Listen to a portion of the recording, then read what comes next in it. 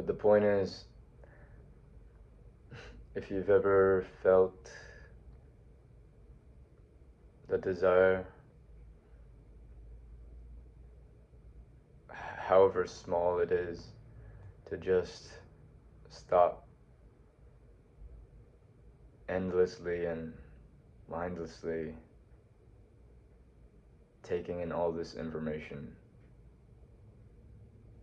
but not even like remembering it or processing it or doing anything with it,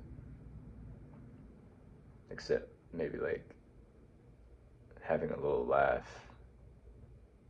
for 5 seconds until you swipe or scroll onto the next thing and just forget about what you just saw.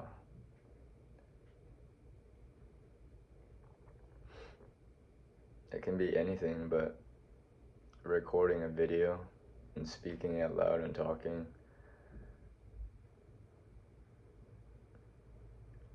is what I chose to kind of create something that goes out into the world, because it's so low effort, it's so easy to do. Like, you just have to press a button and start talking and yapping your thoughts. And even if they suck and they're kind of shit in the beginning, the more you do it, the more you actually start using your brain and thinking about things and observing things. And I don't know, if you have a desire to create, you should just start. Record the video, just post it. You don't even need to put a title, you don't even need to do shit, just record the video. Maybe you're just sitting there in front of the camera and you're like silent, you don't even know what the fuck to say, but just record it anyway. Talk about how you don't have anything to say and you're trying to figure out how to figure out what to say, how to start thinking for yourself, how to start learning and understanding things more, or trying to. Just record that video. Throughout the day, I personally kind of write down ideas for potential videos and what I might want to talk about, though it's all still a work in progress. My video recording process basically just looks like me taking a bunch of ideas and then whichever ones stick in my mind or my brain that seem important or I feel like are interesting or could be worth talking about for myself and processing out loud, then I put it in my notes app on my phone in a little note called Video Ideas, and every day I set a timer at a certain time. It doesn't really matter when, just whenever you have time. For me, it's at 17:30, so I just have a little timer that goes off that tells me to pull out my camera and press record. Actually, first, before the I have an alarm that tells me to look at my notes in my video ideas bank to pick an idea, and then I have another alarm that tells me to start recording. So there's no like negotiation. It's just a habit. There's a trigger, and then there's an action associated with that cue or trigger. And I've set up my life and my schedule for the past week using that kind of thing, and it's been very helpful. I have alarms to wake up, obviously, just to get out of bed, but I also have alarms that act as like little triggers for specific actions I need to do. I even have an alarm to like get dressed for my run, and then I have another alarm after I get dressed to put on my shoes. And that's basically the two alarms I have in the morning to kind of get a jump start on the day and get moving and wake up and start doing things before most people are, or before before I used to, like before when I used to not do that.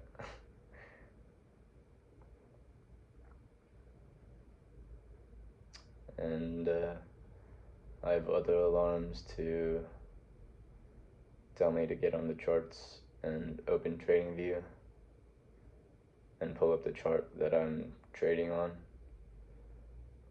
And then I have alarms to practice piano and guitar and do voice training exercises and draw for a little bit.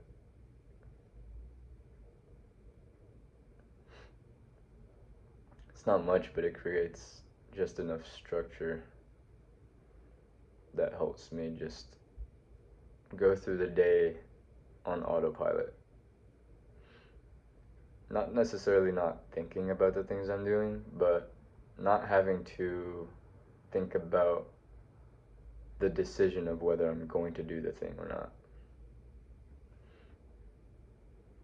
Like the decision is already made because I set up my schedule, and I'm gonna follow through on my word now because I want to build up that trust I have with myself, and that I will do what I told myself I would do.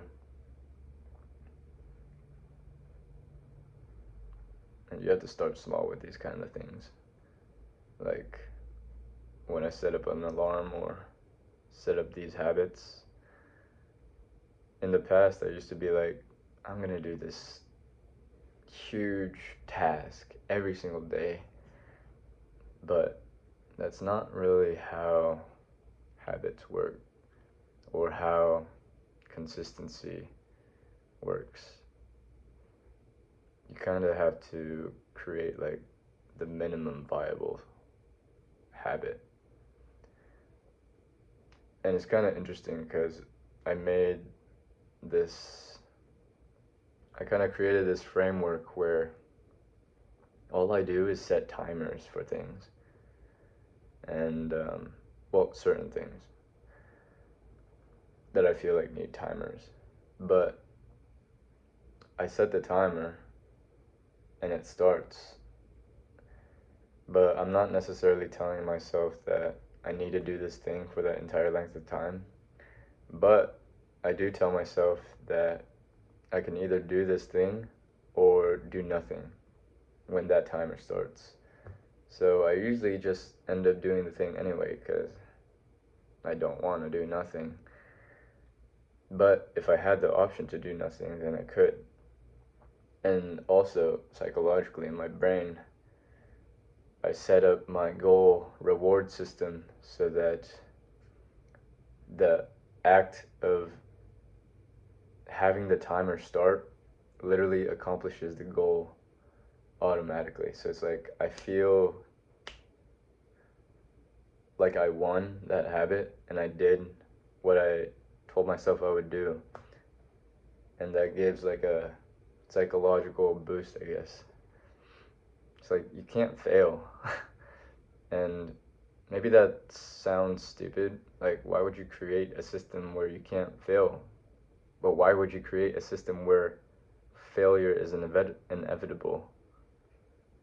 So therefore you just lose motivation because you feel like you can't do it anyway. That's a weird thing. We sometimes create like these habits and goals and systems that inevitably would lead to failure. I don't know why we do that, but we should do the opposite, where we set goals that are so easy to accomplish, like almost brain dead to accomplish. Honestly, the hardest goal I have during the day probably is just waking up. Sometimes. It depends on how I'm feeling physically. And sometimes maybe I go to bed late and I'm a little tired. But even that action, I made it so I can't not get up, because all I do is just set my phone across from my room or from my bed, and I put on the most annoying ass alarm possible. It's so loud. It's like, anyways, it like forces you to get up, because there's no way you're not getting up to not turn off that alarm. But then the next hard part is making sure you stay out of bed. So sometimes after I get up and turn off the alarm, I think one day in the past week I went back into bed, but I had other alarms that forced me out of bed again. And I mean, that's what snoozing is, but like, come on. Anyways, the alarm forces me out of bed. So like, again, it's not even a decision I have to make. It's like I'm forced to do it. And that me getting out of bed is like me winning the day. And then I just stack a bunch of these small, tiny little wins over and over and over and over again. It's not even a lot either. I kind of perfected it, I would say, at least for now. My morning kind of routine or system, I just wake up at 5:30, and then like there's a little period of time, there's a little quiet time. I don't get back in bed. Usually I have to go to the bathroom, so that's just something I naturally do. And then I get some water and I hydrate, and then I kind of just have some quiet time where I think about stuff. And I also track like certain little things in the morning, like health parameters, my weight.